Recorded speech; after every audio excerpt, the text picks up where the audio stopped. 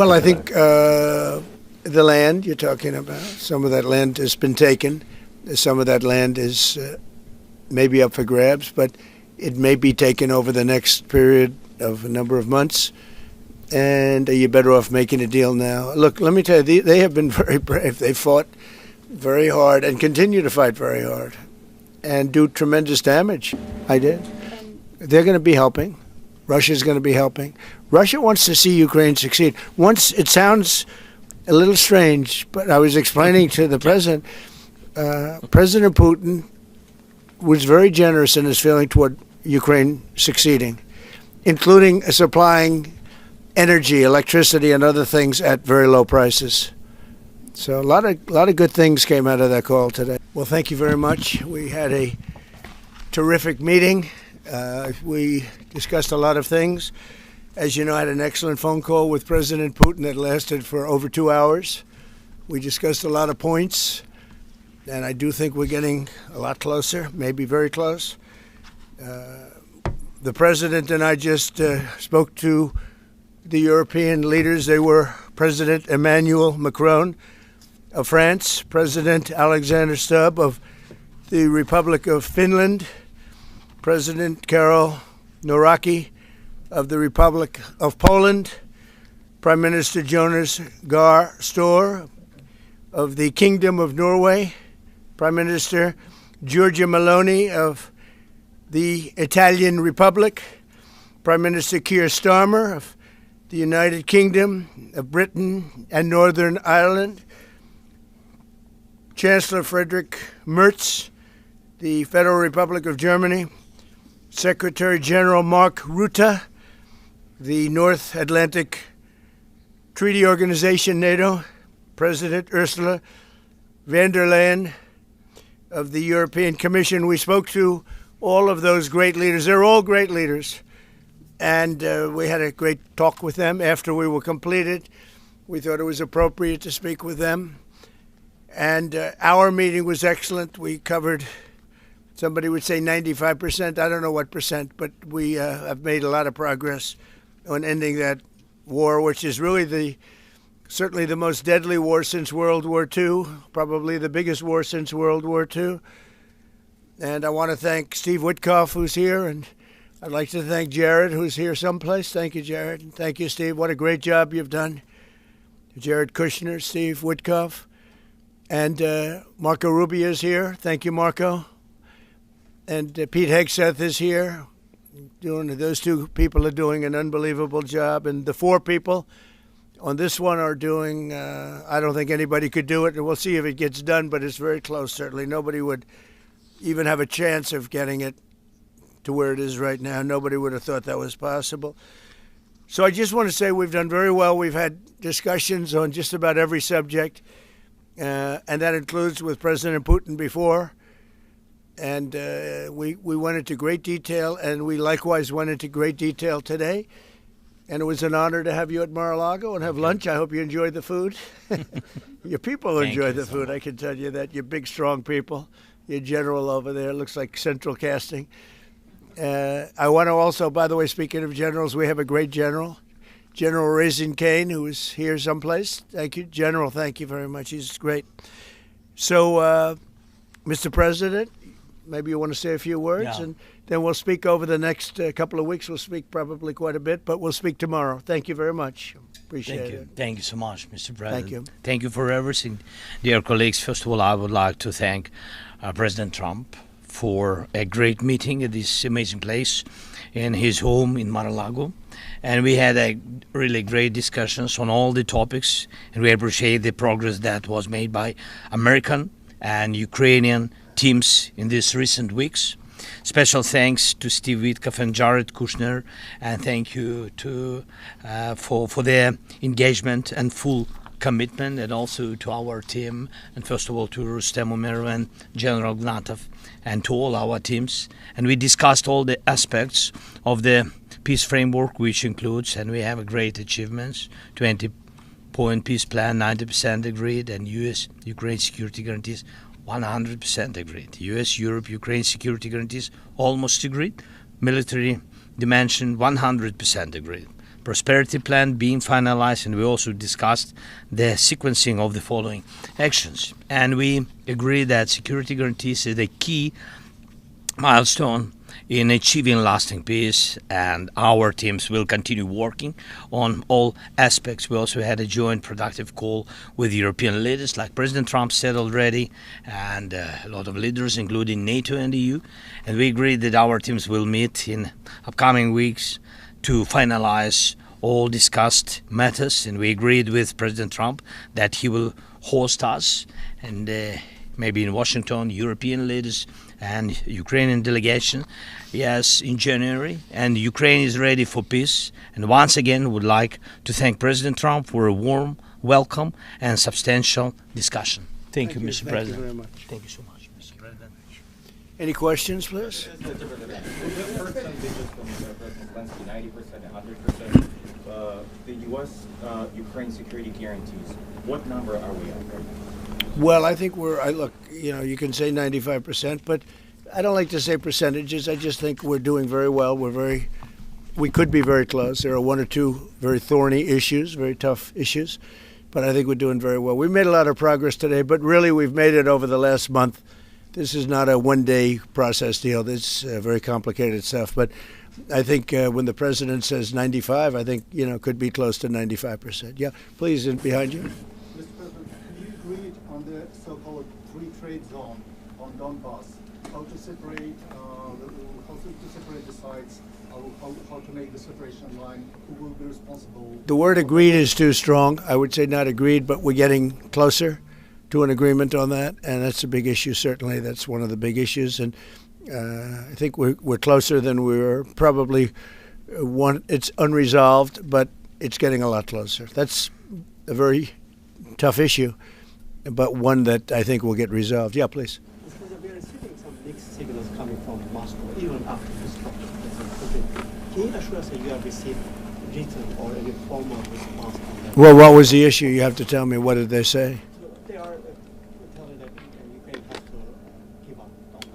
Just very recent statement. Well, that's what they've been asking for, and there's a dispute about that. So they're going to have to iron that out. That's an issue they have to iron out. But I think it's moving in the right direction. Can you reject or delay the solution of peace agreement you try to achieve? If something doesn't happen, you mean if something doesn't happen? Yeah, go ahead. May I ask? No, go ahead. You were going to finish your question. Well, we'll see. Look, we'll see. But I don't want to talk about that because I think we're getting pretty close. Yes, please. May I ask the President of Ukraine? Please. Yes, about territorial question. Mr. President, what is your take on Donbass status? Are you prepared to see it as a free economic or demilitarized zone? No, we spoke about 20 points plan, and I'm happy that really our teams very close to results, and I agree with President Trump that our teams worked not one day and not one week, more than 1 month, beginning from Geneva, then 2 meetings in Miami, then we had Berlin, and now we have Mar-a-Lago. So this is a very difficult question. You know our position, so it's we have to respect our law and our people, and we respect the territory which we control. And of course, our attitude is very clear. That's why President Trump said this is a very tough question, and of course we have with Russians different positions on it. And have you discussed referendum about? No, when we speak about referendum, we spoke that it's one of the key. We can have referendum on any kind of points of this plan. I said that we can use referendum like for the plan, or we cannot use referendum. It's one of the key. We can use, this possibility of Parliament to vote according to the law or to have referendum. It doesn't matter. This referendum, if the plan will be very difficult for our society, very difficult, of course our society has to choose and has to vote, because it's their land, the land not of one person, it's the land of our nation for a lot of generations. They'll probably have to get their plan approved by Parliament or by referendum of the people. You would think that they want, I know they had a poll that it's 91% in favor of ending this war, so they want to end it like everybody wants. Russia wants it ended, everybody wants it ended, and we want it ended. I want it ended because I don't want to see so many people dying. We're losing massive numbers of people, the biggest by far since World War II. So we want to see it ended, absolutely. President Yes. Trump, you said at the top that you plan to speak again tomorrow. Is that correct? I might. I mean, it depends on what happens tomorrow. If there's an additional something to add, otherwise there's no reason to. We're in the process. Jared and Steve are working very hard to get something done. And if there's something that comes up, I'd speak. But otherwise, I don't think there's any reason to. In your mind, sir, what are the thorniest issues still unresolved after the? Well, I think the land you're talking about. Some of that land has been taken. Some of that land is maybe up for grabs, but it may be taken over the next period of a number of months, and you're better off making a deal now. Look, let me tell you, they have been very brave. They fought very hard and continue to fight very hard and do tremendous damage. But Russia would like to see it end, and Ukraine would like to see it. And I think it's time to end. And a lot of very brave people, a lot of people that are dead right now, unfortunately, because I've said, and nobody's disputed it, that if the election weren't rigged and stolen, 2020, you wouldn't have had this war. It would have never happened. And it didn't happen for 4 years. Never was even thought to happen. And I spoke with President Putin. I got along with him very well, despite the Russia hoax, which was a total hoax. He used to say, what is going on over there? But it was a total hoax, as he knew and as I knew. But I spoke to him, and we'd talk about Ukraine. I've said it before. It was the apple of his eye, but he wasn't going to do anything about it. He didn't do anything about it until I was gone, and then a lot of really bad statements were made by people, by a lot of people, I guess, but by a certain president that we had who was a disaster. Yes? Do you anticipate going to Ukraine if you can get to an agreement? And I'd have no problem with doing it. I have no problem with doing it. Don't anticipate it. Would like to get the deal done and not necessarily have to go. I've offered to go and speak to their parliament, and if that would help. I don't know if that would help. I think it would probably help, but I don't even know if that's. You're welcome. Yeah, no, I know. Always. So I'm not sure that it would be really necessary, but if it would help save 25,000 lives a month or whatever it may be, I would certainly be willing to do that. Yeah, please. No, behind you. Where are you from? From Ukraine. Good, I had a feeling. Good. How about Zaporizhzhia nuclear plant? Have you discussed this? On what? Zaporizhzhia nuclear plant. Yeah, we discussed that at length today. As you know, it's in pretty good shape. It can start up immediately, almost immediately. And it's one of the things I discussed with President Putin. And they were talking about the nuclear plant. That's probably the biggest in the world, just about the biggest anywhere in the world. Can you believe that?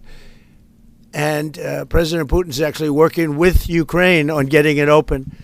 He's been very good in that sense. He wants to see that open. And he hasn't hit it with missiles, hasn't hit it with anything. It's a big danger to do that for everybody. But they're working together to try and get it. It can open very quickly. It's in pretty good shape. And the people there have been there for years. The people there running it. They have 5,000 people in that plant. Can you believe it? I learned that today. 5,000 people. It's the biggest plant of its kind in the world. And they're working together to get it open. They could maybe get it open quickly. That's a big step when he's not bombing that plant. It's a big step. In the readout from Moscow, they talked about the creation of some working groups. Yes. That would be set. Can you tell us about what those working groups would entail? And also, if you wouldn't mind, what is the message that you will give to Putin when you speak to him after your meeting? So the working group is going to be composed of Steve Witkoff, Jared Kushner, General Raisin Kane, Marco Rubio, and a few other people that we're going to be putting onto it. I think Pete Hegseth should be in that working group. He knows the territory very well. He's been fantastic at what he's doing. And they may add one or two people. And likewise, Ukraine's going to have some very good people that were at lunch today that enjoyed the lunch today a lot, more than they thought, right? But do you want to say who may be on your working group? Yeah, we now, as I said, that we work with Steve and Jared. We worked and War Tower Rustem Umerov, and also Deputy Minister Kislitsa, and also General Ignatov, and they will continue work in this group.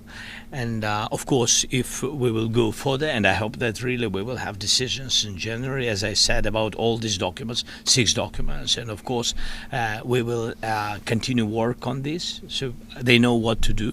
Yes. And that working group, by the way, importantly, will also then be working with Russia, okay? Because to work with ourselves doesn't really solve much of a problem. So they'll be working with Russia. Yeah, please.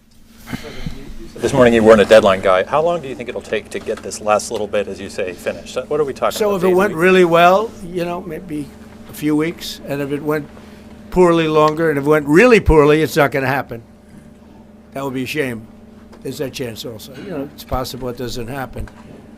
But, you know, in a few weeks we will know one way or the other, I think. But if it went really well, but it could also go poorly. I mean, you know, we could have something where one item that you're not thinking about as a big item breaks it up. Look, it's been a very difficult negotiation, very detailed. It's funny, I settled 8 wars. Some were going on for 35 years. And we got them settled in a couple of days. Some of them, one was going on for 37 years. I settled it in 1 day. But this is a very complex one. Are you willing to put odds on it? What the bad No, I think we'll get it done. I don't want to say when, but I think we're going to get it done. Yes, ma'am. Mr. President, you in the past have suggested a trilateral meeting between both Presidents Putin and Zelensky. Is right. that something that is also on the docket? I see that happening, sure, at the right time. I saw a very interesting President Putin today. I mean, he wants to see it happen. He wants to see it. He told me very strongly. I believe him. Don't forget, we went through the Russia hoax together. And he'd call me, I'd call him, I'd say, can you believe the stuff that they're making up? And it turned out we were right. They made it all up. And despite that, we didn't get into wars and we didn't get into problems, but we weren't able to trade very much or any of that, which was a shame because, you know, a lot of success could have been had by trading with Russia. They have great land, great minerals and other things, and we have things that they want very badly. But the Russia hoax, which was a terrible made-up fictional thing by Crooked Hillary and by Adam Shifty Schiff and bad people, sick people, they made it up. It was all a made-up hoax, but it kept us really from dealing with Russia, kept Russia dealing, you know, from dealing with us. So, but despite that, we got along, and I don't know. I think we're going to get there. I know him very well. And I think we're going to get there. Did you discuss any time, location, meeting place? Yeah, we're discussing a lot of things. No, look. I was on the phone with him for almost, I guess, 2.5 hours. They're just telling me now. It's a long time. We discussed a lot of things. We didn't talk about the weather. We weren't talking about what a beautiful day it is in Palm Beach, Florida. Yes. Trump, President Zelensky mentioned maybe a meeting with European leaders back in Washington. Would that be in the next few weeks? Well, in Washington or someplace, yeah. These leaders that I just read, these are great people. You know, they've spent a lot of money on helping Ukraine. And look, they're doing it for themselves also, meaning their country, because Ukraine's a very important country for them in particular. For us, it's very important. To me, it's the lives. You know, we're thousands and thousands of miles. We're protected by a thing called the Atlantic Ocean and lots of other places, to be honest. And they're not, you know, they're right there. But we're working together with them as we should be. But I'm doing it to save lives. You know, we're not spending any money. Biden gave $350 billion away. And the president was nice enough to give us a contract to take out rare earth and things. So we'll see how that all works out. We have a contract, but we appreciated that. He was very good, but we'll see how that works out. But if you think about it, we're going to have. I really believe we're probably, Mr. President, by far closer than ever before, with both parties. We had some times when he was close and President Putin wasn't. Then we'd have President Putin was close and he wasn't. You saw that in the White House, but I think they both want to see it happen. In your conversation with. That you've said multiple times that you want to stop the killing, and nearly 100 American citizens are in Ukraine on the battlefield. Yeah. your message to their families whose loved ones died fighting? Well, look, I mean, the message is so obvious. It's what a shame. They died in a foreign country. And some are celebrated people. They're very celebrated. But so sad that a thing like that would happen. Yes, ma'am. Obviously, security is a major issue for the Ukrainians. Right. Did you offer any promises, any assurances today? Well, I did. We want to work with Europe, and Europe is going to take over a big part of it, as you can imagine. You know, they're right there. But we're going to help Europe 100%, like they'd help us. Yes, ma'am, you were going to say something? Yeah, I was just going to ask, when your conversation... Who are you with? Andrea Shalal with Reuters. That's what I thought. Yeah. So in your conversation with President Putin, did you discuss what responsibility Russia will have for any kind of reconstruction of Ukraine post an agreement? I did. They're going to be helping. Russia's going to be helping. Russia wants to see Ukraine succeed. Once, it sounds a little strange, but I was explaining to the president, President Putin was very generous in his feeling toward Ukraine succeeding, including supplying energy, electricity, and other things at very low prices. So a lot of good things came out of that call today. But they were in the works for 2 weeks with Steve and with Jared and Marco and everybody. Did Russia agree, or did Putin agree to a ceasefire to allow a referendum to take place? Not a ceasefire. And that's one of the points that we're working on right now. No, not a ceasefire. He feels that, look, you know, they're fighting and to stop, and then if they have to start again, which is a possibility, he doesn't want to be in that position. I understand that position. The president feels strongly about that or something, but I think we're finding ways that we can get around that. But I understand President Putin from that standpoint. You know, you have to understand the other side. And you know, I'm on the side of peace. I'm on the side of stopping the war. So, but I think that's a problem that's going to get solved. Yeah. Would people who live outside of Ukrainians who fled during the war be allowed to participate in the referendum? What do you mean, people where live? The people that left. So we have, you know, if we speak about the people who are abroad, who are not on the territory of Ukraine, you mean that in Poland, in Germany, we have millions of people. Yeah, they have a referendum in the same of elections. In the same way how people come and vote, they have rights for this. And of course they have to come. That's why if we will come to referendum, yes, if we will come to such decision, people need infrastructure for this, and it's not simple, and that's why we spoke about it. It can't be in one day, very quickly. It's difficult because we need infrastructure. When you have millions of people, you have to build it in Europe, mostly in Europe for today. President Trump, I know you've sounded an optimistic note here, but what happens in a few weeks if things sputter? What are you prepared to do? They keep fighting, and they keep dying. No good. But if things don't happen, they keep fighting, and they keep dying. And we don't want that to happen. He doesn't want it to happen. President Putin doesn't want it to happen either. Okay? Thank you very much, everybody. Thank you. Appreciate it. Great. Thank you. Thank you. Thank you. I don't know. Was it a good lunch? Yes, sir. There's no lunch. He walked in. He said, "This place is gorgeous." I don't think he wants to go to the White House anymore. That's the problem. I'm ready to go to the White House. I know, we are. It is. The White House is a very special place, and so is this. I hope you enjoyed it. Thank you very much. Thank you so much. Thank you, sir.